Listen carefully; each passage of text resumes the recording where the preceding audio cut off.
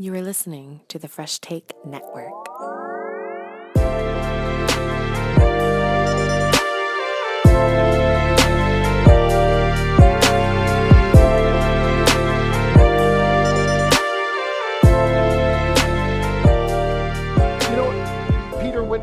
When you started calling games and coming to Calgary, this was at a time when you really couldn't watch every game on TV. There was no internet, there was no satellite dishes back then.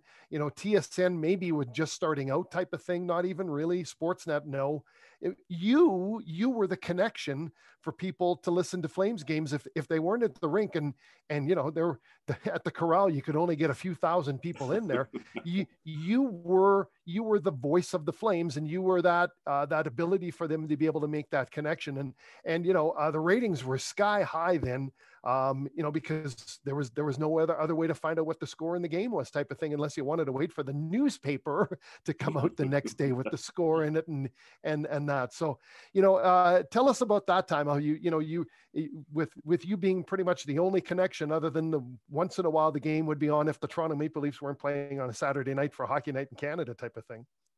You know, it's funny when you know, when things were better times health-wise here. I was doing in retirement as an they'd have the alumni friends would come in and they'd have some food and drink for them, and I'd be hosting with a former player, and we used to tell stories there for about 45 minutes. And it's amazing how many people came to me and came up and said, you know, I grew up listening to you. And you know, it brings me back to your point, is that, you know, back in the 80s and through most or almost all of the 90s, all the games were not on television. In fact, back in the early run there in the 80s, maybe 35% or 40% of the games were on television, and the rest of it, the lone vehicle, as you mentioned, was the radio. And you know, that went on until everything became all sports again, and then every game was on television. And then you know, it was a whole different situation from a radio point of view. You still had a fair number of listeners, but certainly not nearly as much when it was in the 80s and in the 90s. And yeah, that was really interesting how all of that has evolved. And you know, back in those days, there weren't the double headers on Saturday night like we have today. In fact, you know, it's interesting is that after I came to Calgary, the people at Hockey Night in Canada were trying to get me to go back to Toronto to do television broadcasts of Maple Leaf games. So it was in 1985. They asked me if I'd be interested in going back to do Maple Leaf games on midweek telecasts on the Wednesday night. And I said, well, no, that's not nearly enough games for me to, you know, leave here and go down there. So they said, all right, let's try it out. We'll get you to do as many Wednesday nights as you can do. And so, in those days, the Flames played a lot of games on Tuesdays and Thursdays. And so Wednesdays were often an open night. So many times I would broadcast the Flame game on Tuesday night, go to the airport, get on the red-eye flight, go to Toronto, then kind of, you know, go to the morning skate, rest up a little bit, then come do the game on Wednesday night on television in Toronto, and then get back on the red-eye flight to come back to Calgary and get here about 2 or 3 in the morning, and then prepare for another game on Thursday. So I did that for 3 years, going back and forth that way. And then finally, after the third year, they said, well, okay, here's the deal. If you don't take it, we're going to have to find somebody else to come here, because we can't continue to have it this way, even though you're, you know, able to broadcast, you know, 75% of the games that we have on television. So again, I said, no, I'm not going to take that. But if they'd had the double headers in those days and would have had me doing, you know, the second game of the double header or something like that, then that might have been more enticing for me to go back there. And it's funny, Don Wallace was the executive producer for Hockey Night in Canada at that time. And, you know, he came here, his daughter married a Flame defenseman. Oh, I'm trying to think of his name. Anyway, they played briefly for the Flames in 2007, 2008, somewhere in there. Anyway, Don was out here for Christmas one year to visit his daughter. And in the morning skate, he was in the stands at the Saddledome. So I saw him there, I went over and I sat down, chatted with him. And through the course of the conversation, I said, you know, that job you offered me back in 1987, 88, to come to Toronto again, the one that I turned down that ended our association there. I said, one of the things you said to me that time, you said, if I'd taken the job, I would be number 2 to Bob Cole. And I said, you know, if I'd have taken the job and I went to Toronto, then I'd still be number 2 to Godpole now. And so he kind of had a good chuckle about all of that. So anyway, that's how that developed.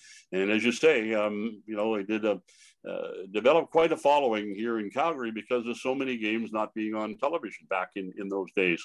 And you know, it's amazing how things have changed in that mode. And now it's even changed to another degree. In fact, I was talking to Derek Wills, who's the radio play-by-play guy for the Maple Leafs, or for the Flames, talking to him yesterday. And he's telling me now that when the Flames are playing at the Saddledome, it's fine. He's back in his regular broadcast location at the Saddledome. But when the Flames are playing on the road, he's in the studio at the radio station calling the games off a TV monitor. Yeah. And he said, not only that, he said, you don't have an overview of the game. You just have what they're going to present to you on the television screen. And most of the time on there, you can't see the time and the on the screen. And so on radio, I've always said to aspiring broadcasters, the most important thing you do broadcasting play-by-play on radio is say the score. You can never say the score enough, or you can never say the time left in a period enough. So he was really operating at a real, you know, having a real challenge doing that. And I told him, I said, I can't offer you any advice because I never broadcast any game off a screen during my career. So it's you know, hopefully next year things will get back to a more normal stage for all these people. Even the television broadcasters that are broadcasting Flame games, it's fine when they're in the Saddledome. But when the Flames are on the road, they're in the Saddledome, up in their regular broadcast booth. They've got a TV monitor that they're working from, and then the problem they have is that when they go to break, they don't have any communication with the producer. He's in the truck back in the city where the game is being played, communicating with the local broadcaster, telling him, okay, when we come back, we're going to do such and such as a replay. And so they'll come back and you'll see Kelly Rudy going on there and Cassie Campbell Pascal, and they would be talking about something that's totally different from what's coming up on the screen. And so they look at the screen and all of a sudden they've got to change course. So very, very challenging for them to be broadcasting this year, given COVID circumstances and all that type of thing. So, you know, I watch these games and I feel for them, you know, having to operate in those kind of situations. And we're doing play-by-play from a screen monitor. Sometimes it's difficult to get the numbers of the players, which is primarily the way you identify who the players are, especially the players from the other team. Your own team, you kind of develop some of their, their skating habits and that type of thing that you can pick out. But numbers are the key thing for players from the other team.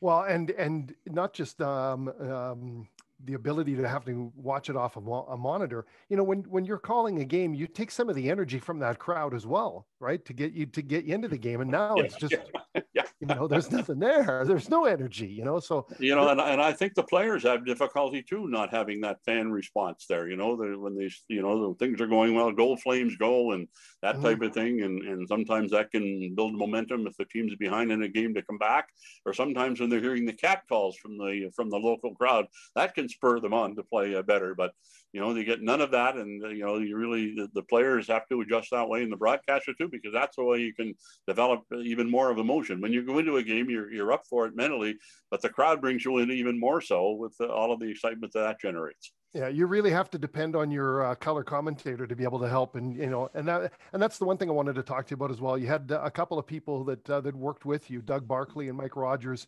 a couple of great guys, and you had a wonderful synergy with both of them.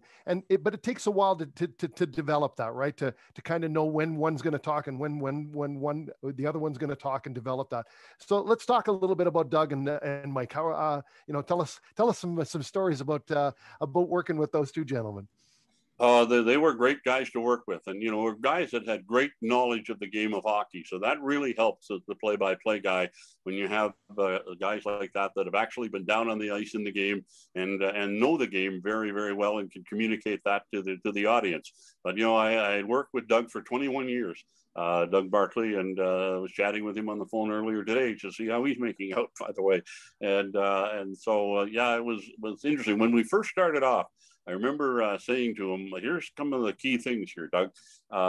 When the game is on and the play-by-play is on, I will talk for the most part. If it's at center ice and something important happens that you want to mention, just give me a tap on the arm and I'll stop talking, and you can jump in and make your comment. Because the key thing on the radio, you don't want to miss a goal. And so, but I said, then when play stops, you've got 2 seconds to jump in and make your comment. If you don't, then I'm going to come on and say something. So, so that was kind of the sort of the rules, if you will, or guidelines that we set up, both with Doug and with Mike. And they were both very, very adept at recognizing that and realizing the importance of the play-by-play, and when it was their turn to come in and talk. They were much different in a sense that Doug was a guy who could, at the spur of the moment, would have comments and have some very in-depth comments and move in some comments that he would have after, say, he was talking with the coach or some players during the morning skate. Well, Mike, he was more of a guy he was also a guy that talked to the coaches and the players, but he was also a guy that did, preparation with a bit more players and that type of thing. So that were kind of the two different things from their standpoint. Of course, Doug was a defenseman who liked the defensive aspect of the game. So when the Flames weren't doing so well defensively, he was very quick to point out some of those intricate issues that were causing the team to fall behind or give up a goal or that type of thing. Well, Mike was on the other side of things. He was an offensive forward who scored a lot of goals, got a lot of points as a hockey player. So he picked up some of the minor points of the game that way. But they were great guys to work with. So I'll never forget one night we were working a game with Doug in the Saddle Dome, and at one point, for some reason, I don't know, I still to this day don't know what happened, but most of the time when I'm broadcasting, I'm sitting down. But on this particular point, I was sitting down, and then for some reason I stood up. And when I stood up, I hit my head on the beam that was just above our broadcast location. And so now there's blood coming out of my head. I had I was then, like I am now, no hair to absorb any of that blood. So it was kind of all over my head, trickling down. And I was still doing the play-by-play. So Doug gets up quickly and he gets a paper towel, and he's got that on my head. It's a good thing it was radio. It wouldn't have looked too good on television. He's got that. He's rubbing my head while at the same time I'm talking, broadcasting the game. And so, that was something we had a lot of great laughs over that. And then it got even more interesting. During the intermission of that happened, I think, in the first period. So during the first intermission, he goes downstairs and goes to the Flames dressing room, talks to the trainer. He gets a helmet. And so he comes up, and just before we start the second period, he said, here's his helmet. Put that on so you won't hit your head on that beam anymore. Because by that time, we'd explained to the crowd or the audience what had happened. So that was a real funny incident that happened. That was very colorful on his part, very quick on his part to get the paper towels up on my head to get the blood from not falling into my eyes while I was talking. So wasn't there one time as well where you fell off the chair? Was that right? That was with Mike. I was going to get to that one. That was a game in Minnesota.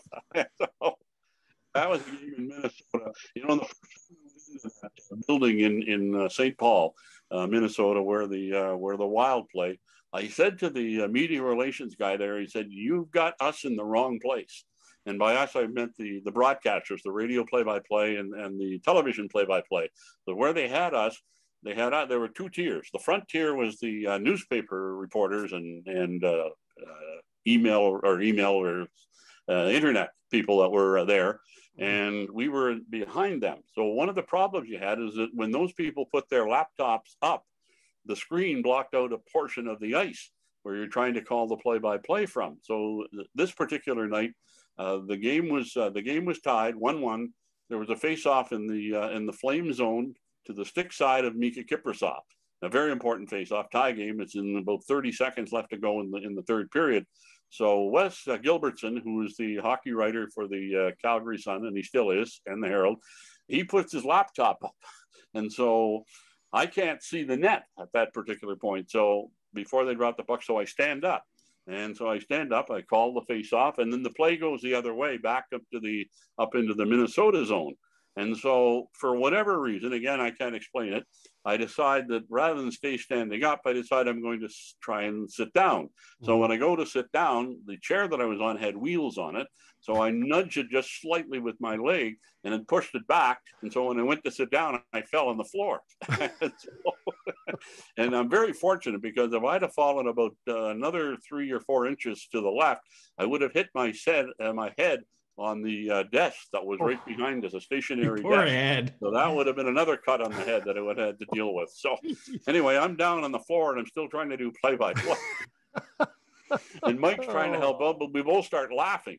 And then Craig Conroy, who was the Flames assistant general manager, he was in the booth next to us with the management type. So he thought maybe I had had a heart attack or something. So he comes in to help out. Then he sees her on the floor and we're still trying. He starts to laugh. So here we are on the air, live broadcast, laughing. And I'm trying to do play-by-play while I'm trying to get up on my feet. So no. Times on the air after that, and the morning show and the afternoon shows on the Fan. So those were, two real interesting situations that developed. So again, Mike was really quite helpful to try to get me going back onto my feet, but then we started laughing. So it kind of killed the moment. And what was interesting after the game, there was, what happened there? There was an offside or something. Anyway, so after the game, Conroy goes down into the Flames dressing room, into the coach's office there with Bob Hartley, who was the coach. And Bob said, was that offside, that particular play, just before the game ended?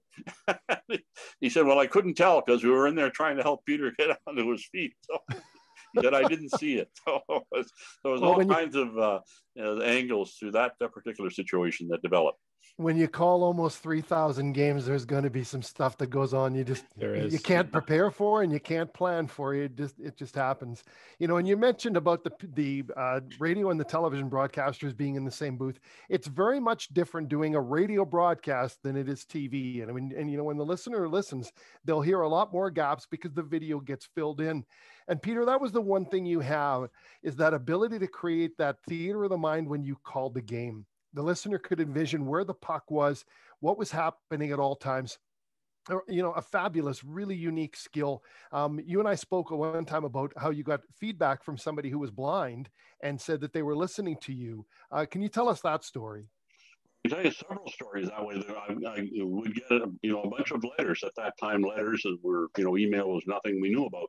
I would get letters from people that were blind telling me, hey, we're very grateful to have you broadcasting and painting the picture because you're our eyes for the game. And I'd get really sentimental when I would get some of those things and almost bring a tear to my eyes from fans that would send you that way, or the odd time I'd get the phone call from them pointing it out that way. So that was, you really said, gee, you think you're talking to, people, a lot of people, but you don't realize there's some handicapped people that you're helping out even more so because they can't possibly watch the game on television because they can't see. So you're, basically their eyes that they were pointing out to me. And another interesting situation was that and I didn't realize this until very late in Jerome McGinley's career, after his grandmother had passed away. Jerome, I said, well, sympathies to your losing your grandmother and that sort of thing. And he said, she really has an attachment to you. And I said, well, how's that? She said, well, because she was blind. And she said she would listen to all the Flame games and I would be her eyes. And I didn't know that until after she had passed away. I wish I had known that sooner because I, would have said hello, that sort of thing on the air. So yeah, it's really amazing. As you go along, you find out who the listeners are when you're doing a broadcast on radio.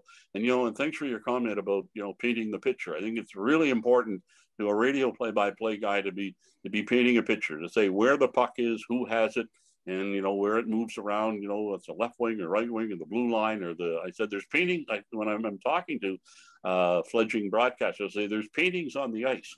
You bring that out in the broadcast. If the player has the puck in the face-off circle to the right side in the offensive zone or that type of thing, and as it moves around into the blue line, you mentioned that as well. So to me, that's really key, painting the picture when you're on radio. Is that, when I was doing the radio one night and TV the next night, back in the 80s there, I'd really have to discipline myself. In fact, when I was broadcasting the radio television games Maple Leafs were playing, I would always put a piece of elastic on my index finger with just a little bit, enough stress on there so I could feel it. And that would be my reminder that I'm on television, not on radio. So yeah, on television, you don't have to, you don't have to be as descriptive and that type of thing. And you can also, while the play is going on, your color man can come in and he can make his comments. And I've always told my color men on television, you're making those comments, make sure you just make them when the play's in the center zone, because we don't want to miss a goal. Mm-hmm. And of course, on the radio side of it, on television today, the score is always on the screen. It's always up in the upper corner or the lower corner or whatever. Whereby on radio, a lot of times I'll get a tape from a broadcaster that's doing junior games on radio, and I'll listen to it and I'll say, gee, I hardly know the score. And so I'll get back to them. And what is happening is you get younger broadcasters. They start off, a lot of them are, listening to the play-by-play on television. And so the television broadcasters, they don't say the score very much because they don't have to. Right. It's right there. But on radio, you have to. As I say, you can never say the score enough. In fact, there was one time when the Flames were doing so good, I had a fan come to me, actually it happened more than once, but they'd come to me and say, you say the score too much because the Flames are losing 7-1 or something like that. I said, yeah, I know. I don't like saying that when the Flames are losing, but you get people that are tuning in and out. And when you tune in, the very first thing you want to know is the score. And on radio, it's not on the corner of your radio. So whenever I turned onto the radio, Peter, when you called it, when I tuned it out, I'm like, I always knew that it would come up eventually, because it's like, what's the score? What's the score? What's the score? Because sometimes you're just tuning in just to know the score, and you may not finish the game, but you're just like, what's the current score of the Flames game right now? Okay, it's 3-2 right now. Okay, cool. I'm on my way home to finish the game or whatever. At least I know now. Yeah. And Jim Robson, who's the longtime broadcaster of the Vancouver Canucks, retired many, many years ago. But he used to do television and radio, much like I did. But when he was on the radio, he would have an egg timer. I don't think anybody out there, other than we veteran older people, know what an egg timer is. But that was an egg timer that had the sand in it, and you just turn it. When it gets to the bottom, your eggs would be ready. And he would keep that at his games. And when he would say the score, he'd turn the egg tuner around so that when the sand got to the bottom, it was time to say the score again. So that's how he remembered. I'm stealing that. I'm going to steal that. Yeah, there you go. Peter, for a lot of people not in this industry, this isn't a 9-to-5 job. Obviously, there's so much work that's done. Can you go back and tell us what one day would be kind of like for you, getting up, what you'd have to do, and how it goes? Because obviously the game is at night, but you're still getting up early to do stuff. Give us a breakdown of what a day looked like in the life of Peter Maher when he was doing it. Well, after it got to sports radio, like when the Fan became, all 960. Well, first it was 660 had it, but that was a music station. And then when it sold off to Rogers, when Ralco Communications sold to Rogers, it eventually went to 960, and they made 960. It used to be a country station, as you know, and then it became an all sports station. So just to give you an idea what that was like, is that in those days, when I was doing that, I'd have a morning show at 8:00 that I would do for about 15 minutes. And then, the minute I got up, I usually would get up around 6:30, 6:45. And from the minute I got up, my focus now was on getting ready for that show. And a lot of that was talking about the game that was going to be played that night and setting it up and some other items from around the league. So immediately when I get up, I would get online and, check out some things to see if there's anything that went on overnight that I needed to be aware of. So that was the beginning of it. So I would go on, do the show there with Boomer and Rhett Warner for 15 minutes or 20 minutes or however long they wanted to go. And then once that was done, then I would start again focusing on getting prepared for the game that night. I'd have the computer on. I had a format that I had set up where I would have for my broadcast, I would have one master sheet, which would be a legal size paper that would have written in type the lineups of the team the Flames are going to play against, have it in numerical order, and then I had notes on each player. And then on the left-hand side of it, I had a whole bunch of Flame notes that I would have on, it's a 4-game winning streak, and it would be the longest winning streak in 5 years for the Flames or things of that nature. So I'd have that right and had that all prepared that I would have on my master sheet for the game. Then I would have another side sheet, a regular size paper sheet where I would have the, the power play records and the penalty kill records and things of that nature. And then I'd also have some notes, general notes on the team the Flames were playing against. They were in first place and they were leading the Western Conference by 5 points or that type of thing. So I'd get all of that prepared. And so by, at 10 o'clock, I'd then go to the Saddle Dome or the rink if you're on the road for the morning skate. And so when, the home team would go on the ice first for the morning skate. And while that was on, I would watch that closely to check out what the lines were going to be for that particular night, as they were running them in the practice. And for the other team, I would do kind of a mental play-by-play in my head so that it would be, just a way of reinforcing the number memorization that I had done prior to that. So at one time when they had the morning skate, the players would wear numbers on their jerseys, even though they weren't the game jerseys, they'd have their actual numbers on there. Then I think the coaches decided they were tipping off the opposing team trying to get the lines. So then they wouldn't wear sweaters with numbers on. But they did have the numbers on their helmet. So I would almost sit in about the second or third row for the morning skate. So I could do a little bit of a play-by-play in my head, just getting the numbers off the helmet. And so anyway, then after that's over, you go into the dressing room and you would do your player interviews and your coaching interviews. And then you'd go back up into the seats for the morning skate for the other team. And so when that was done, then you go back into the dressing room and you get your recorded interviews done with the other team in their dressing room and getting their coaches' comments and that type of thing.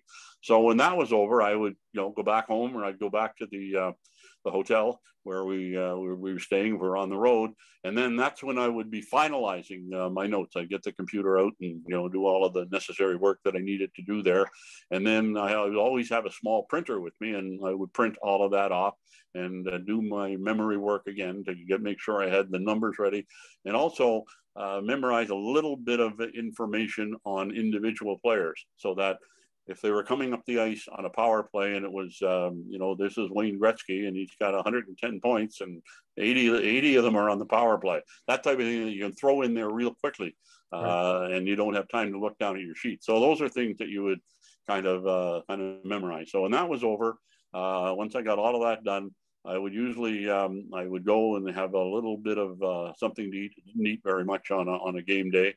And then usually I'd go have a little bit of a workout at home or if we're on the road in the gym at the hotel. So I do that, and then I go back, rest up, get cleaned up, showered and everything, and then go to the arena, arriving there about an hour and a half, 2 hours before the game, and get up into the broadcast booth and get things all set up. And then you would, basically go on the air about an hour before the game starts with the pregame show. Although I didn't get involved too much in the pregame shows. They were down in the studio with the hosts and the guests, and the color commentator was there. But every once in a while, they'd throw it up to me, and I'd have a comment to make on what I was seeing from the warm up. And then, of course, then the game starts, and away you go. So pretty much it's a full day, and I often said that you spend more time preparing than you actually do on the air. And sometimes on the air, most of the time on the air, you don't get 15 or 20, you only get 15 or 20% of what you've researched on the air for that particular game. But but you got to be prepared for anything. Yeah, absolutely.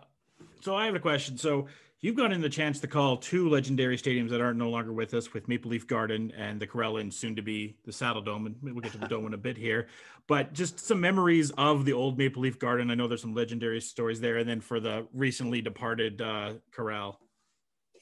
Well, the Maple Leaf Gardens, I mean, it was growing up. I mean, on Saturday night, that was, that was something that was a religion. You had to watch the Saturday night hockey game from Maple Leaf Gardens or the Montreal Forum, for that matter.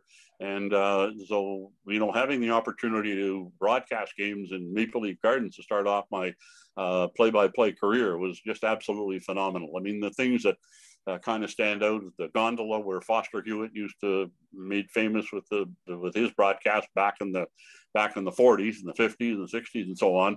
I didn't broadcast from the gondola because when Ballard Ballard got the gondola moved away from where it actually was, and where they moved it, you didn't have a very good vantage point of the game. So I actually did broadcast there from what they had a private suite. Again, Ballard was getting money from the radio station, not only for the broadcast rights, but he sold them a suite where they could bring some clients in there, and they'd be in right next to where I was broadcasting the game. So they'd be there, and so I'd be kind of, mingling in with them, and it was a little bit.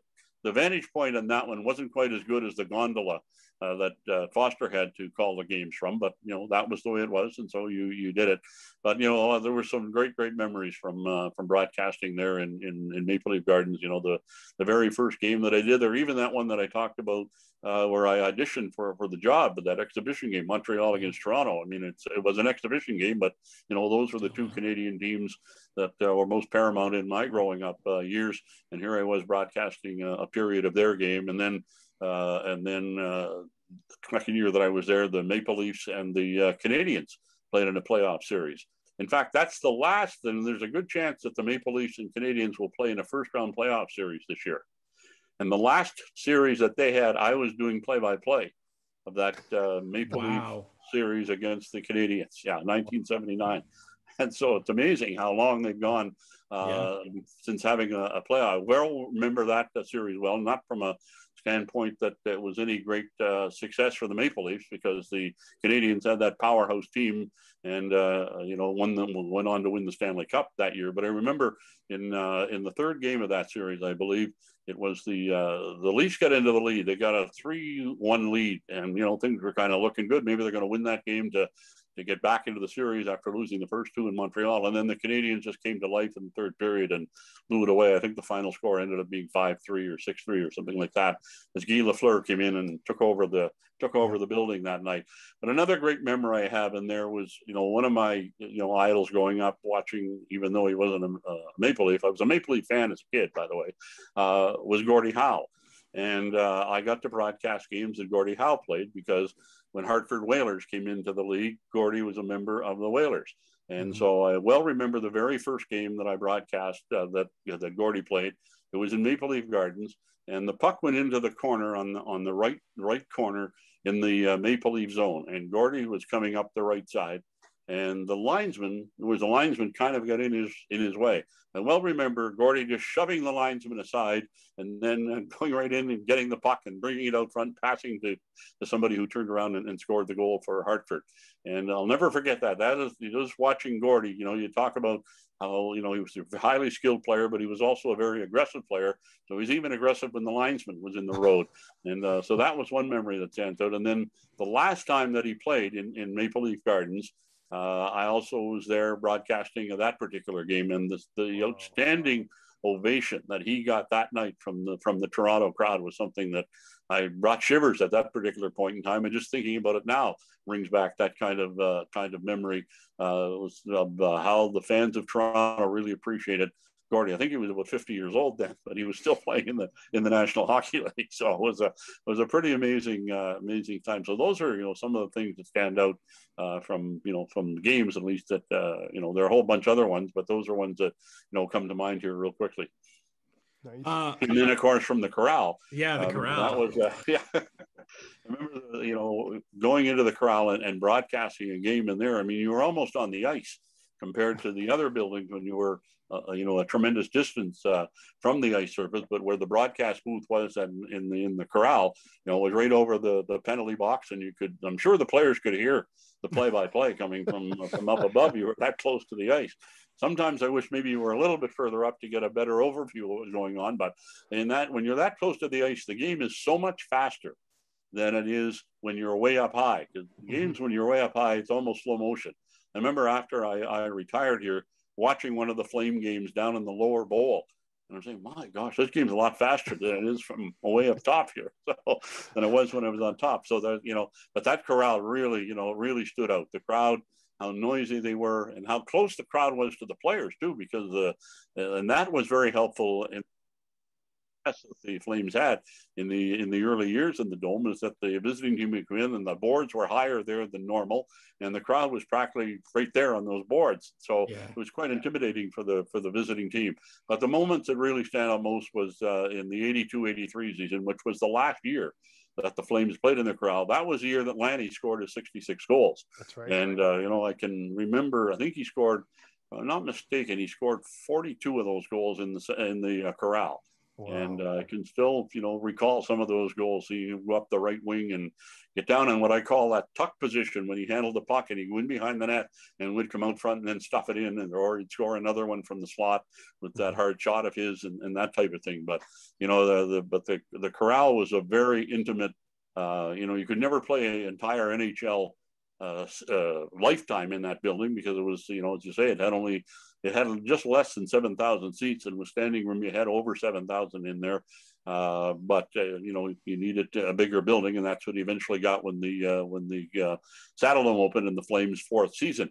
But another interesting aspect of the corral that a lot of people aren't aware of is that for games that were played in the corral, you could get a seat for $30. Standing room was $25, and those were the highest ticket prices in the entire National Hockey League in those years. I mean, look at the ticket prices today. Oh my gosh! But that's the way the world was, and they had to charge more for games in the corral because the other teams had more than twice the crowd that the Flames had, and the owners had to have some money to pay the players. So it's really phenomenal how Calgary at one time had the highest ticket price in the NHL, and in a small building like that. That's wild. Wow. Speaking of the corral too, when you think about the corral, obviously Ed Whalen's name comes to mind with Stampede Wrestling there. I was just interested in some of the interactions and connections that you had with Ed. Both, I think when people talk about broadcast legends in Calgary in the sports side, you two are the two names that really pop out to people.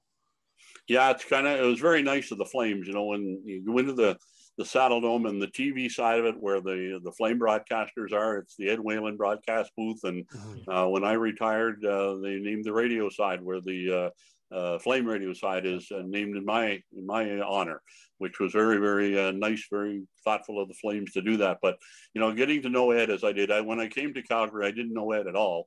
And I soon found out he was quite a legend here, but more for wrestling than hockey or anything else. And then I would later find out not only was he legend for wrestling and also, for sports, but he was also a great giver back in the community. Tremendous guy. Did so much work for charitable causes in the time that he, the many, many years that he was in Calgary. But a really outstanding man.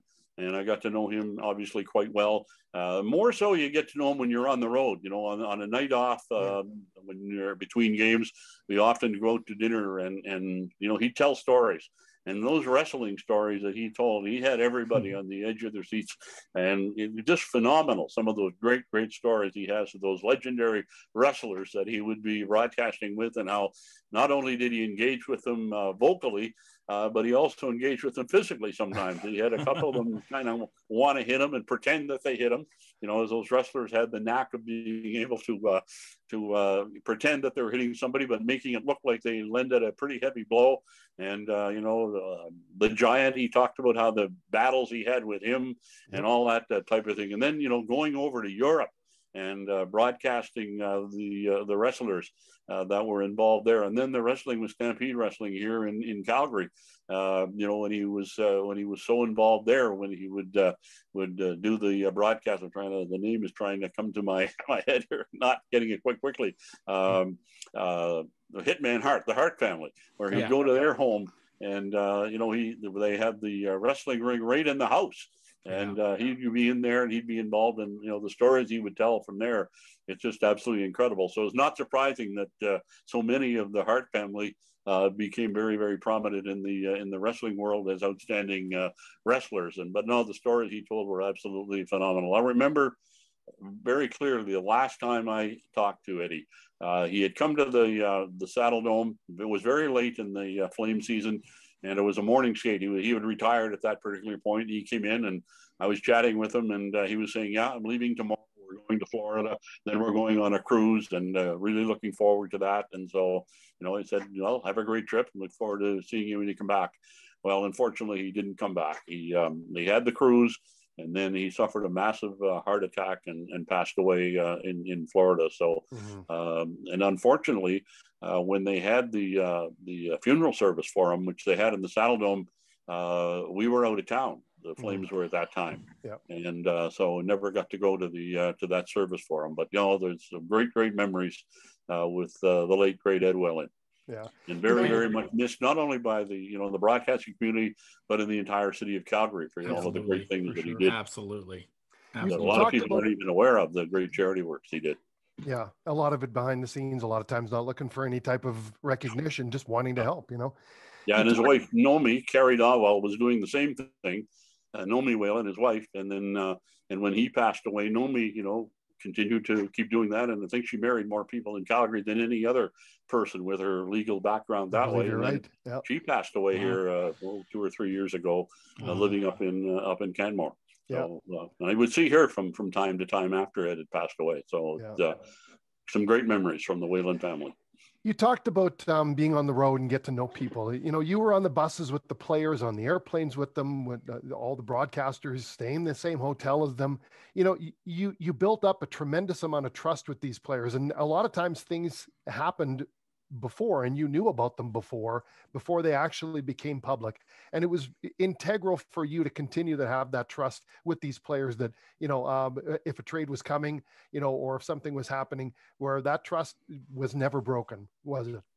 Yeah, no, and sometimes you'd get frustrated by that. I'll give you an example. When Daryl Sutter was general manager, this is after he had his run as coach. This memory came to me recently with Daryl coming back as coach of the Flames. So one night the team had a game in Detroit. And after the game, I'm sitting at the bar, at the hotel bar in Detroit with Daryl. And Daryl tells me, I've got this trade that we're making, and but don't say anything, but we're making this trade. Steve Monador was the Flame player being traded on that to Florida. And so he gave me the information, the details, and he said, no, don't say anything. We'll let you know in the morning when you can release it to the public.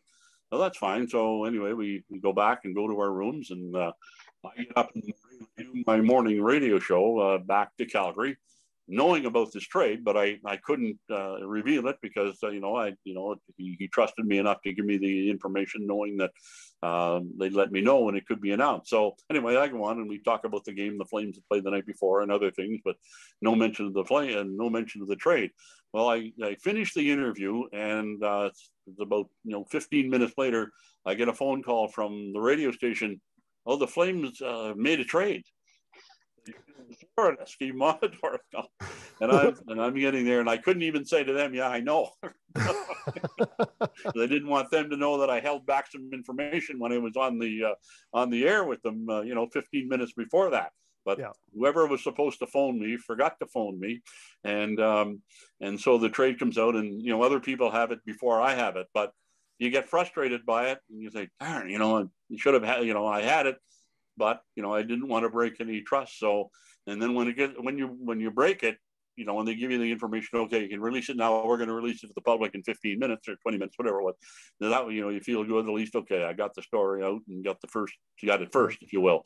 And but when you have it and you don't have it first to the audience, you get kind of frustrated. But then you got to realize that this is your job.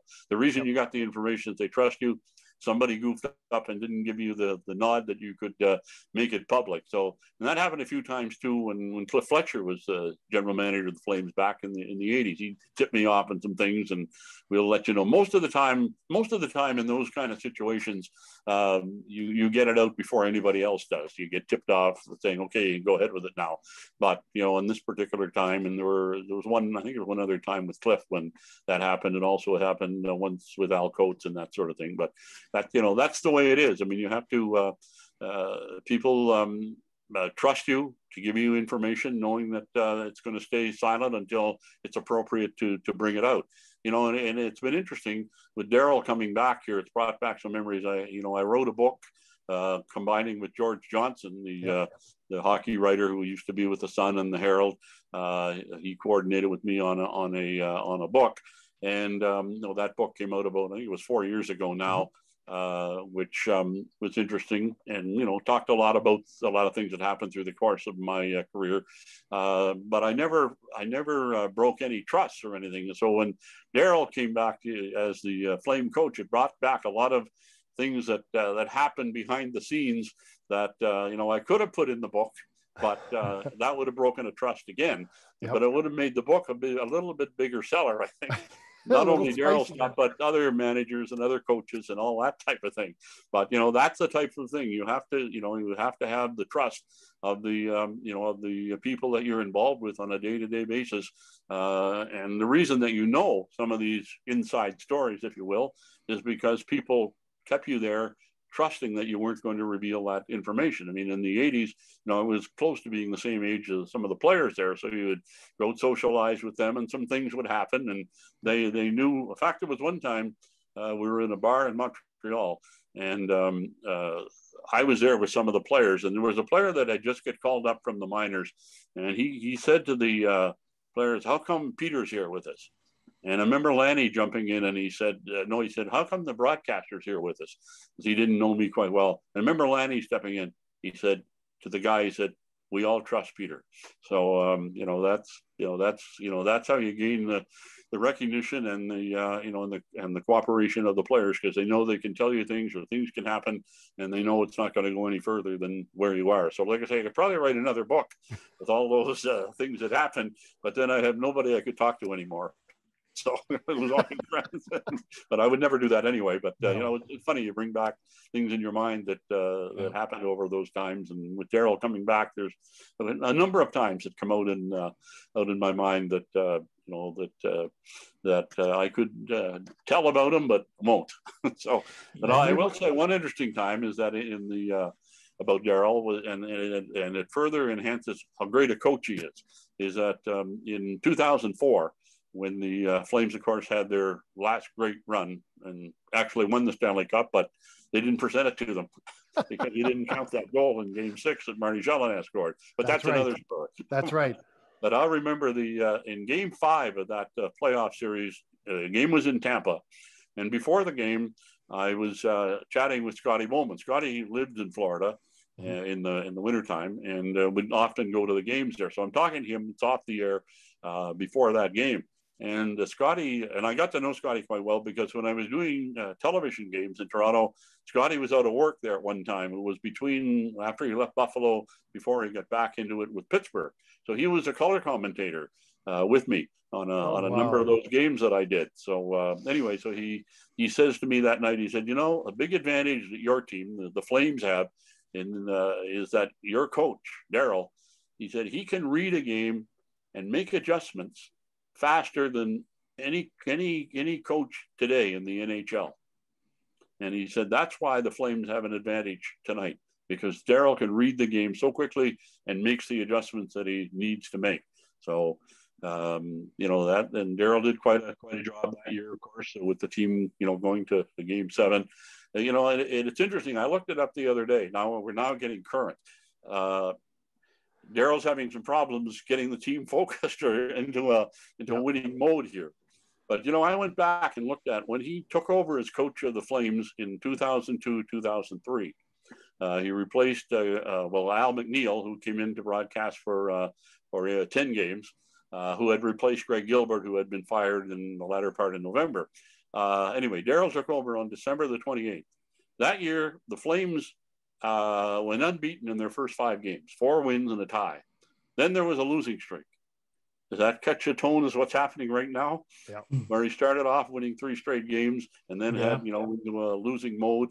And in fact, he would end up, I think in the last 40 games of that season, the Flames won 16 of them. Mm-hmm. So they didn't make the playoffs, obviously. And the next year he comes back to start the season. And that season doesn't start very well either, because through the first 16 games, the team was close to being in last place. It won 6 of the 16 games. And I remember flying back, had a game in Edmonton on a Saturday night in November 24th, somewhere around there. It was the night before the Grey Cup game. And we're flying back on the charter flight, and I'm sitting across from Darryl. So the whole flight, the whole 40 minutes before we landed, Darryl was sitting there. He was just fussing and stewing and going on. Anyway, there was no communication with him. And so the plane lands, and we're getting ready to get off. And he says to me, he said, "Be around tomorrow morning. We're doing something." And I would say, "Fine, that's good to know. I won't get to that Grey Cup party early then." And so soon, about 11 o'clock, I get the call that he'd made the trade to get Mika Kiprusoff from San Jose. And that's when it all changed. And the team from there went on to the Stanley Cup final that year. So it took him that year 62 games to get the team turned around. So hopefully he can do it in less than that this time around. But there's a little bit of history there that takes him a little time to get the team turned around. The other interesting aspect of that is, and this surprised me, is that he changed only 7 players from the team that ended the 02-03 season to the team that ended the 03-04 season. There were only 7 players gone from the first year team. So he did it basically, but the key was getting Kiprusoff, and he had a top-notch defenseman in Robin Regier, and he had a top-notch forward in Jerome McGinley. And, he just kind of worked it around that way, brought in a few new places, but not many, and went on to have that great success the second year. So hopefully history is going to repeat. Hopefully. This time with a better ending. You talked about coming back from Edmonton. We'd be remiss if we didn't talk a little bit about the Battle of Alberta. Back in the 80s, they were legendary. Doug Risebrough cutting up Marty McSorley's jersey in the penalty box. Kevin Lowe. The fights, the hits, the games. Peter, you've called almost 3,000 games. I don't know how many games you've watched in your life that you didn't call, but were those the best hockey games you ever witnessed, or just the best fights, or both? They had everything. And I've often said, the fans really got spoiled back then, because you had the Flames and the Oilers in the 80s, from the mid 80s to the early part of the 90s. They were awesome teams and awesome entertainment value from the hockey part, and then all of the fighting and all of the battling that went on the ice and off the ice. And, some of those games took 4 hours to play back in the 80s, because they allowed bench clearing brawls then. Well, they didn't allow them, but they happened. And then they barred them after a certain point. So the games got a little bit shorter. But I remember, this would have been 3 years ago. And we were doing the alumni dressing room situation. And I was in there with Jamie McCowan, and the Oilers were playing here that night, and Gretzky was in town. So he comes into the room that we're at, because it was near where the visitors' dressing room is in the Saddle Dome. And he comes in, and, we get talking about the Battle of Alberta. And Wayne said, he said, one year we played 18 games against each other. He said, I'm lucky that I survived that. Yeah. Because of all of the physical play that went on. I mean, they had between the exhibition games, the regular season games, and the playoff series, they played 18 times against each other. Now this year they play 10 or 11, which is unusual as it is. But but those games then were wars. I mean, it was just absolutely crazy. I mean, you didn't speak to a player from the other team. Now, like nowadays, if the Oilers were to come to Calgary on a Friday night for a game on Saturday, you might know some of the players, from the other team, and you get together for a dinner that night at a restaurant or whatever. You didn't do that in those days. In fact, if you happen to run into them in the hallway, in the dressing room, or in the dressing room area, I mean, you just wouldn't even look at the other guy. You just kind of turn and go look the other way. It was a hatred, really, like you hated incredible. them. Yeah. I remember back in those days, I was on a committee for the Special Olympics.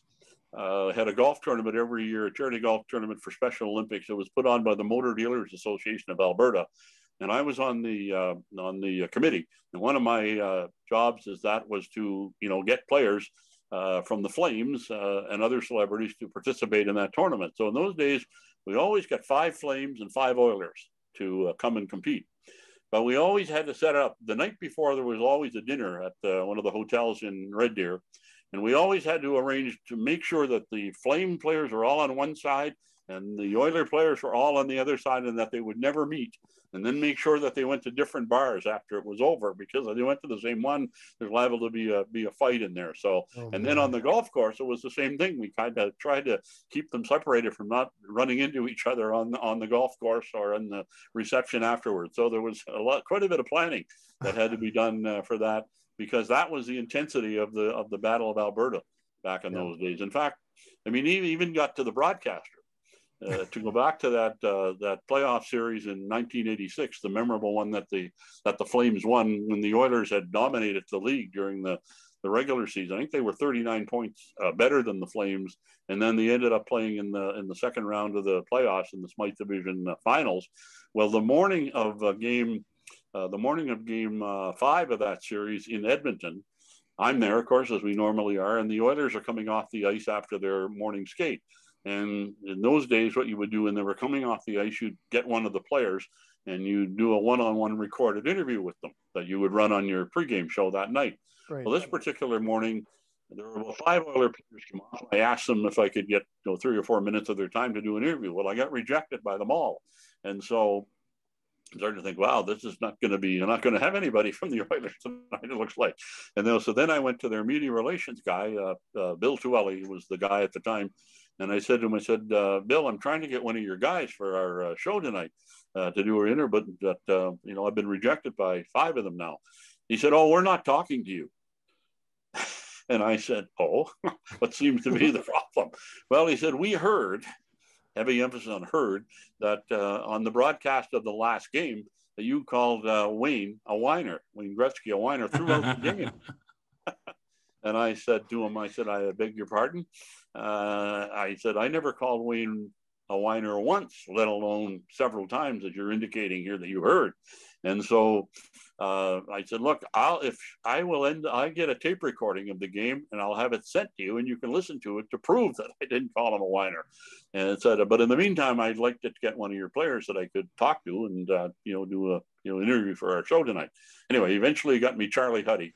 So Charlie did the interview with Charlie. So then I go back to Bill and said, thank you for getting me Charlie. He said, I now would like to talk to Wayne, because I got along fairly well with Wayne back in those, even those bitter times.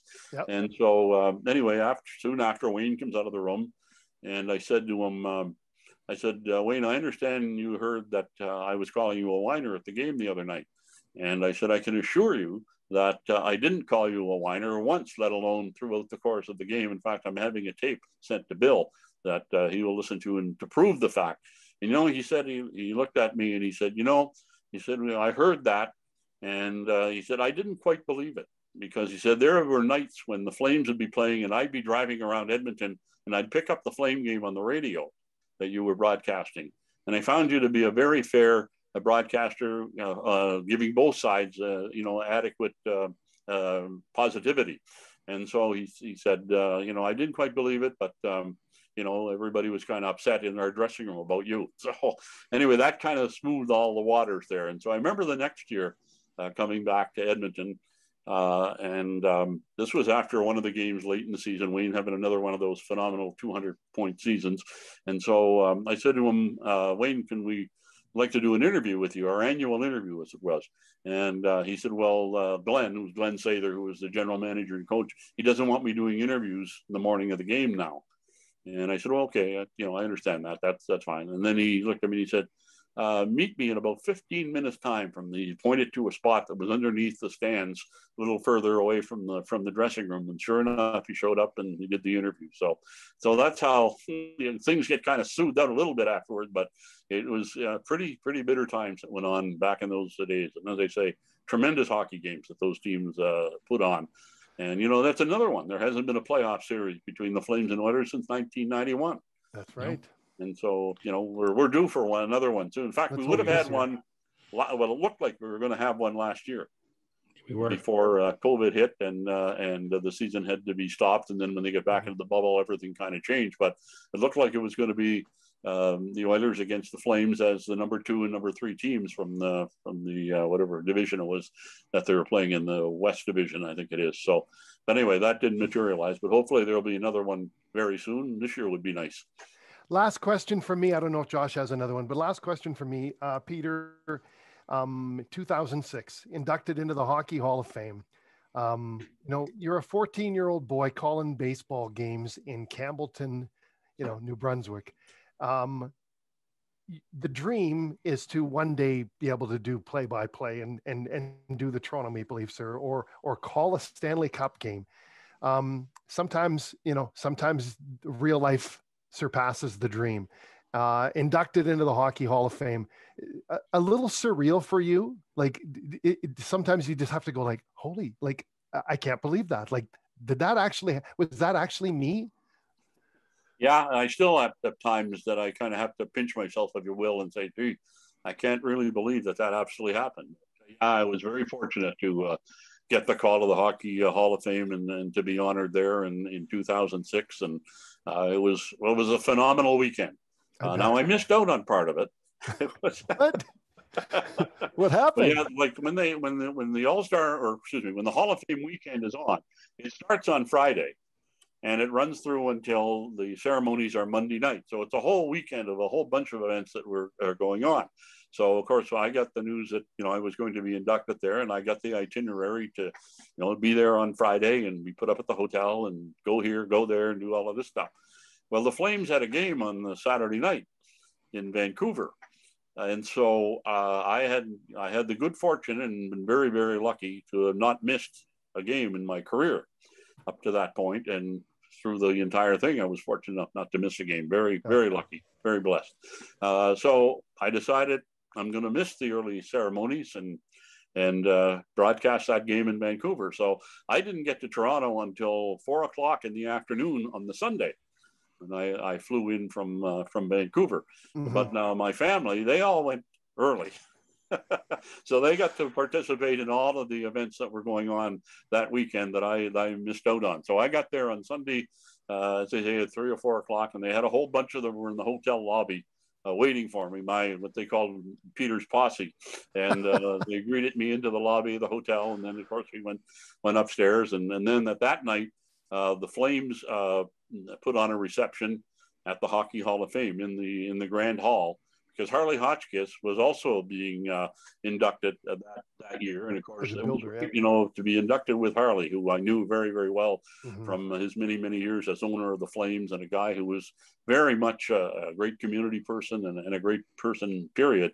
And so anyway, so that, so they honored the Flames, rented hall, and had a party for Harley and I, and there that night. And then afterwards, we went to a bar nearby and had a little party that we put on our Peter's posse, and Harley and the gang and all of the Flames that were there, management people that were there, ownership came over. So that that was my first part of it. And then the next day, we had the luncheon and then the induction ceremonies that night. So that was just an incredible weekend. It was interesting on the Monday night after all of everything is done. We're back in this little bar that we'd had the party at the night before, and so we're there chatting with people, and and all of a sudden it hits me. I've got a game tomorrow night. I got to get out of here. So I left there and took a taxi back to the hotel and had the morning flight out back to Calgary to do the broadcast of the Flame game that night. But that was a absolutely incredible weekend that I will never forget. And actually, the banner that you see in the back here is a banner that they gave to me and Harley. Now they made it a little bit different because of the difference, but it was the Flame players from that team the Flames had in 2006 that got somebody to put that together. One of the Flames official photographer actually put that big piece of canvas together with pictures and memories and all of that stuff of the Stanley Cup year, the 04 run, and some other big highlights that are on there. So that stands right behind my desk. That the Flames, Peter Hanlon, the czar for the Flames, brought here, and we put it there soon after the next season, early in the next season. And it's been standing there ever since. So, nice. That's a constant reminder of that great time, and the fact that I stand in the Hall of Fame with the poster there, and I've only with the plaque there, and I've only gone in there. The night that it all happened, I didn't get to see it because there were just so many things that were going on. Right. And then about 3 or 4 years later, Flames were there, and we had a day off, so I went to the hall, and then I got an opportunity to see it and get a picture taken with it and all that type of thing. So anyway, so those were, that was a real capping of it, of it. And I always say, and in fact, every time I see Marty Gelinas, he says no, but he, I say to him, you put me in the Hall of Fame because, and he said, no. I said, yes, you did, because that goal that you scored against Detroit in Game 6 in overtime to clinch that series, a series that Detroit was supposed to win in 4 straight. The triple, baby. Yeah, baby. Yeah, 3 of them in a row. And that's another. Well, interestingly, that year, ESPN, which of course is one of the sport networks in the United States, that year, each week they would run highlights, the top 5 highlights from the Stanley Cup playoffs and the NBA playoffs. And that goal was number 1 5 weeks in a row, where they had the goal playing my audio, play-by-play of it, and Mike Rogers with his comment in there as well. And so and that was played I would get radio stations in the United States would call me and say, we'd like to talk to you about that goal and all this stuff. So I said, Marty, that really, that brought me into the focus, I guess. And a year later, I'm into the Hall of Fame. And he said, no, you were a Hall of Famer long before I scored that goal. So anyhow, Peter, I should know this, but when was the first Yeah Baby? What's the origin of it? That was in the 86 series against the Oilers. Okay. The morning of Game 6, which was here in Calgary, the Flames, if they won that night, would win the series. They were ahead 3-2. And so I was at the morning skate, did my normal work there, and then got in the car, was driving home, and was listening to the radio. And there was, of course, no sports radio stations then. It was all music. So I'm listening to the music station, and one of the songs on there had in there, I don't even know who sang it. I don't even know the name of the song, but in the refrain, there was a huge "Yeah, baby." And so I, made a mental note of that. Gee, if the Flames win tonight, maybe I'll use that. And of course, they didn't win that night, lost the game, and so I kept it in my memory bank. And then when the Game 7 at Edmonton, there was 4 seconds left with the face-off in the Flames zone. The Flames ahead 3-2, and the Oilers won the face-off, and the shot by Yari Curry missed the net, and the horn went, and then I went with the baby yell. So that's where it all started. And every time the Flames as a team or an individual did something significant, I would yell that out. Now, it got a bit of play in the 80s and in the early part of the 90s, but it really took hold in that playoff run in 2004. Yeah. Because now sports radio was here. Mm-hmm. And you would did it live, but then it would be played 100 times the next day or the next week on the radio station. So that's when it got more legs, and that in the 2004 run with all of the sports station, the fan was running it all the time and that type of thing. So, and I'd get people coming to me and they would say, you got to yell, yeah, maybe more. And I would say, no, it's got to be something significant. Naturally. So that's always the way it's been. Nice. So the 3 Stanley Cup runs for the Flames, 86, 89, and 04. Kind of just talk about the highlights of those runs and just the differences really between them. Well, the 86 run was more like the 04 run, because the 86 team wasn't supposed to go to the finals, nor were the 04 team. Yeah. But the 86 upset the Oilers in that playoff series, and then went on to play St. Louis and won that series, and then went to the finals, losing out against Montreal. And a little side note on that one, I in my mind, I firmly believe if the Flames had beaten the St. Louis Blues in Game 6, they would have won the cup. But in that game, it was a 3-goal lead. I think it was 5-2 for the Flames with 6 minutes left in the third period. And if they win the game, they win the series. But the Blues came back and tied the game and then won the game in overtime. So that meant there had to be a Game 7 in Calgary. And so they come back to Calgary for Game 7, and Flames won that game 1-0. Colin Patterson had the only goal. And so but the situation was winning Game 7 on, I think it was a Monday night. They had to start the finals against Montreal on Wednesday. So there was one day in between. And they needed a little bit of a break there. And they would have got it if they'd beaten St. Louis in the 6th game. And of course, they went on and the series against Montreal, and the Flames just ran out of gas and ultimately lost it in 5 games to the Canadians. And after that, they came up with the Cliff Fletcher rule. Cliff was the Flames general manager at the time. And when he went to the meetings that summer, he said, we have to have a rule here that there's more than one day between the end of the semifinals and the start of the Stanley Cup final. And that's when they made the rule that there has to be at least 3 days between the end of the semifinal and the start of the Stanley Cup final. Sometimes it's a week now, just to make things work for television. But anyway, so that's, that's another little sidelight. And of course, 04, that again was another team that that was not supposed to win. And, as it turns out, won 3 series, all against teams that finished in first place. Vancouver was an upset. Detroit was an upset. And then against San Jose was an upset. And then went on to play in the Stanley Cup final. And if they'd accounted the goal that Jelinek scored, it would have been Stanley Cup win for that team. And the funny part of all of that is that when it happened, not the funny part, but when it all happened from a broadcast standpoint, from the location I was at, you couldn't tell whether whether it was a goal or not. We were quite a distance away. But I remember during the intermission between the end of the third period and the start of the overtime, talking to John Davidson, who was, he's from Calgary, and right now he's the president of the New York Rangers. But at that time, he was the color commentator for NBC or ABC, I forget which U.S. network was covering that series. And he came, I was talking to him in the intermission, and he said, what happened there? He said, we were looking at it on our monitor. And he said, they showed one, and he said, no, that's not a goal. Showed another one, no, it's not a goal. Then they showed a third one. And he said, show that again. And they showed it again, and he said, that's a goal.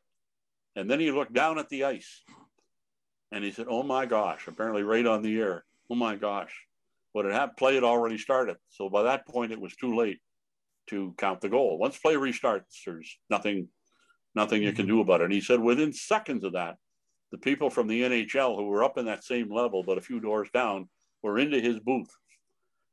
But they didn't see that replay that they had.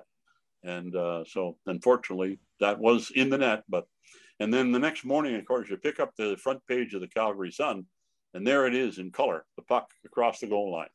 So, but anyhow, didn't count. And then there was a game 7, and that was a great game, but it didn't turn out the way we wanted. But of course, still hurts. In the 89 series, I mean, that team was supposed to win. I mean, they dominated the regular season, and the year before actually had dominated the regular season, but lost out to the Oilers in 4 straight games in the playoffs that year. And so the next year made up for that, and that team finished number 1 overall in the league, and then went on to win the Stanley Cup, and a tremendous celebration. But the differences between 89 and 04 was that 89 was supposed to win, 04 wasn't, and the city was twice as big by 04. And so there was so much more. Well, there's a lot of excitement in 89, obviously, but there was even more so in 04 because the city was so much bigger, and it was an underdog team that had such a tremendous run. So yeah, and the expectation was there, from a lot of Flames fans to win it in 89, but in 2004 it was like a big surprise. It's like, let's celebrate every game we do win. We don't know when this is going to end, so let's just keep partying. And that's what it was. And absolutely, and that's when the C in red really came into prominence at the Saddle Dome with all the fans showing up. It was interesting, and I've also said this from time to time, is that if that 04 run hadn't happened, the team might not be in Calgary today. If you look back on the prior to that, the team hadn't made the playoffs for 7 straight years. Yeah. And there were games early in that 03-04 season where there weren't 8,000 people in the Saddle Dome. And the owners had a lot of cash calls because they were losing money. And Harley Hotchkiss and Doc Seaman and others in the ownership group said, no, we got to stick to it. The league's going to have a salary cap eventually, and then we'll be able to compete. But if that year doesn't happen, the next year there was no hockey. The 04-05 season was a complete whiteout with the lockout of the players because the owners wanted to have a salary cap and the players didn't, and so the whole year was missed. And so if the Flames hadn't won the cup, into the Stanley Cup Finals, the next year or not even made the playoffs, let's say, the next year there would have been no hockey, and then there would have been the 05-06 season. But with 8 years no playoffs, then no hockey, they would have had a hard time getting people in the building to pay the bills and that sort of thing. So it had a blessing for many, many reasons, that run in 04. And that's another one of them. Yeah. I only got a handful of like one or two questions left here. And thanks so much again for your time, Peter. You've dealt with some, like, anytime a superstar player is traded, it's really hard for the city. The two that stick out to me for the superstar trade is Fleury, obviously, but then the Iginla one. I remember being in college at that point and just seeing grown men cry when Iginla got traded. And it felt kind of the same with Theo, but not the way that it did with Iginla. Just, Nieuwendyk was obviously a big one with that trade as well, being traded for Iggy, but just kind of talk about some of those star player trades you talked about, the McDonald situation that there was in Toronto, and you talked about holding the Monador trade. So I'm just kind of interested in some similar situations happen with some of those trades. Well, in Theo's trade, we kind of knew it was coming. Didn't like it. He didn't like it, but Al Coates was the general manager. And so as I say, kind of saw it was coming because Al had confided a few things in me, and Theo had confided a few things in me, that his contract was up at the end of that season. And, the money was starting to get really, high for star players in the NHL at that point.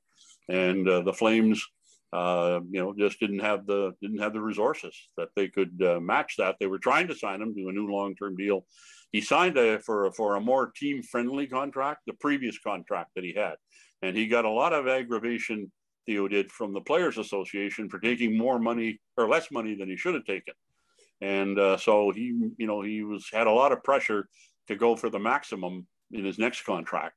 And so the Flames were trying to sign him leading into the trade deadline that year to a contract extension. That wasn't happening. And so Al recognized, well, we've got to move him. We got to get something for him.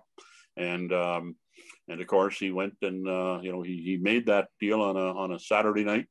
Or late Saturday night, and then on the Sunday the next day, the trade was announced that he had been traded to Colorado in a deal that was a tough deal to take. Get Robin McGear though came back, and I remember going to the Saddle Dome on the Sunday after the trade was announced, and Theo was down there packing up his stuff and being available for the interviews, and I did a live one-on-one dressing room interview with him. And, we were both in tears as we were conducting the interview and wrapping it up. And, he would go on and, unfortunately, a superstar player in Calgary, but the finances of it, couldn't afford to keep him here. And I'll never forget too, he played that 1 year in Colorado, then he went to the Rangers. And the first time the Flames never played against Colorado when Theo was with them after that trade. But the first time they played against him was when he was with the Rangers. And I forget the first game that he played against the Flames. There was a snowstorm in New York, and we had stayed out on the island after playing a game on the island the night before against the Islanders, and driving in the bus in the snowstorm. It was a very much slower ride than they anticipated to get to Madison Square Garden in the city. And by the time we got there, it was just an hour before game time. Most of the time you're there 2 hours before the game. So now I'm probably not going to be able to get an interview with Theo because there's no time. There was no morning skate, that type of thing. And so there was, but we weren't there. And so I walk into the Madison Square Garden, going up by the Ranger dressing room, and Theo's out in the hall. And there's some New York reporters there talking to him. And he's getting the word from the media relations guy for the Rangers to, get out of there and get ready to go out on the ice. And then he sees me and he walks away from the media relations guy and the New York media people. And he said, "Peter, let's do an interview." And so, that was Theo. He didn't forget that, I was pretty close with him when he was a member of the Flames. Now in Jerome's situation, that was another one that was, the year before that, there were a number of people, neutral people in the hockey world that told the Flames, you should trade him and get something for him. Rather than let him go to his last year of his contract, because the closer you get to the contract running out, the less you're going to get in return. And I know, and again, there were people among Flame management that confided in me that they had told, the Flames that they, management people, ownership and that sort of thing, that they should trade him early to get something in return. But, in loyalty to Jerome, they wanted him to be here for his entire career. And then that season was not a very good season. What was that? 12-13, I believe it was. 13. Yeah. Was not a very good season. It was coming near an end. His contract, of course, was up at the end of that season, and the Flames felt they had to do a rebuild. And so they decided, I remember, going in a taxi with one of the Flame players while we were on the road in Chicago, which was where they were before they came home before the trade. And the player, I won't identify him, but he said to me, they've asked Jerome if he would take a trade. And he told me, he said, Jerome's thinking about it. So was the first, another hint that he might be gone. And so anyway, we get back home, and then we have this game. The afternoon of the game at the Saddle Dome, forget who they were playing, it doesn't really matter. But the word came out about 4:00 in the afternoon that Jerome had been traded to Boston. Yeah. And okay, so then I'm trying to call Jerome to get information, so I phone him, but I don't get a hold of him, leave voicemail, but he's not responding at that point. So I knew his agent quite well, Don Meehan, so he's in Toronto, so I phoned him and couldn't get an answer from him either. So I'm thinking, they get to the rink, and then you find out Jerome's not playing in the game that night. So that, and then the rumor was spreading that, okay, he's been traded to Boston. And so, we go through the game, and the game ends, and the announcement comes, there's going to be a news conference in the media room at the Saddle Dome 15 minutes after the game, or 20 minutes, whatever it was. And so, we're in there in our hot stove lounge there, which is right across the hall from where the media event was. And so, we're talking about, Jerome's traded to Boston, and they're going to make the announcement here shortly. So we cut out from us to go there for the live session with Jay Feaster, the general manager at the time. And Jay comes up, and yes, we've made the trade of Jerome, and he's unfortunately going to be leaving us, and he's going, where did he go? Pittsburgh. Pittsburgh, yeah, sure. Yeah. I lost my memory there for a second. That's okay. Even to the word had been traded to Pittsburgh. So all of us said, whoa, this is really a change. And so that was, first of all, the trade itself was stunning enough, but then to find out what the speculation was not right. And then, of course, later to find out Boston thought they had a deal. And then they found out there's a rule that if a player has a no trade clause in his contract, which Jerome had, when two teams make a trade, they sign off on it, but the last person to sign off on it is the player. Oh. So Jerome had this affiliation with Crosby because from the Olympics in 2010. So his preference was to go to Pittsburgh. So he wouldn't sign the contract, wouldn't sign the deal to go to Boston. So there were a lot of haggling going on all through that game that night. In fact, I remember in the second intermission, up in our broadcast area there, which is where the Flames management held out, Murray Edwards, who was the main owner of the Flames, at the second intermission, we saw him walk across the catwalk there at the top of the Saddle Dome, and that meant he was going downstairs. So we get thinking, something's going on here, because Murray not usually doesn't come up here, but obviously he'd been up in the management suite where they were with Jay Feaster and the rest, and now was going downstairs. So anyway, so that was all. So that controversy was all part of it. And then, the sadness of Jerome leaving. And then the next morning, they had a news conference at the Saddle Dome, and Jerome was there saying goodbye to everybody and answering questions. And at the end of it, I get up and I said, I've been here longer than anybody else among the media. So I think it's appropriate that I thank you for all of the cooperation you've done to we in the media, and as well as all of the fans here in Calgary, and all the great community work you did and all of that sort of thing. And so that some people said that, you're a media, you're not supposed to do that. I said, well, I'm old enough, I can do that. Yeah. So, you make your own rules. But that's when, when we came to tears with Jerome at that particular point in time. But that, that had an interesting background to it with all of the comings and goings. So then he goes there, finishes the year in Pittsburgh, doesn't win the cup that he wanted to win, and he's a free agent. And that summer, I'm back home in New Brunswick, and on July 1st, and I'm driving. I'm at my brother's place, and we're out on his deck, and we play golf, and so we're having a beer, and so somebody asked me. One of the guys said, "Well, where do you think Iginla is going to sign for?" And I said, "Well, he definitely won't be signing in Boston. I know that after all that." So my brother goes in and gets us refills on the beer, and he comes back and he says, "Guess where Iginla's just signed with?" And he said, "Boston." And so sure enough, there was because the GM in Boston and the ownership in Boston was so upset with him that he didn't accept that trade. Back at the end of that season, that who would have thought that they'd sign him as a free agent, but they did. No kidding. that's where he went. And that's where he lived for a while after he retired. Right. But now since he's moving to Kelowna for next year. So anyway, so those are all interesting little things that's gone on. Well, Peter, for this podcast, you can definitely put it in the win column. We can't thank you enough. What a great opportunity to catch up. Here's some awesome stories. Again, if the people listening to this really enjoyed this chat, you will love Peter's book. It's called If These Walls Could Talk. It's available on Amazon. It's an awesome book with some incredible stories about the time you spent with the Calgary Flames. Peter, thank you for the time you spent with us here. Like I said, we cannot thank you enough. It was great to catch up in here, and glad things are going well with you. And as soon as you get your shot tomorrow, it's off to the golf course. As soon as they start opening up, and maybe we can catch each other out on the links one day soon. Yeah, baby. Yeah, baby. Indeed. So, well, it's been my pleasure chatting with you, Richard and Josh, and certainly enjoyed reflecting back on some of those events I had the good pleasure of being involved in a career that I had very blessed to have had. So thank you all, and all the very best in state. Hopefully things get back to normal there too as well. You bet. Okay, you take care, Peter. You have a wonderful day. Take care. Cheers and enjoy the day. You guys as well.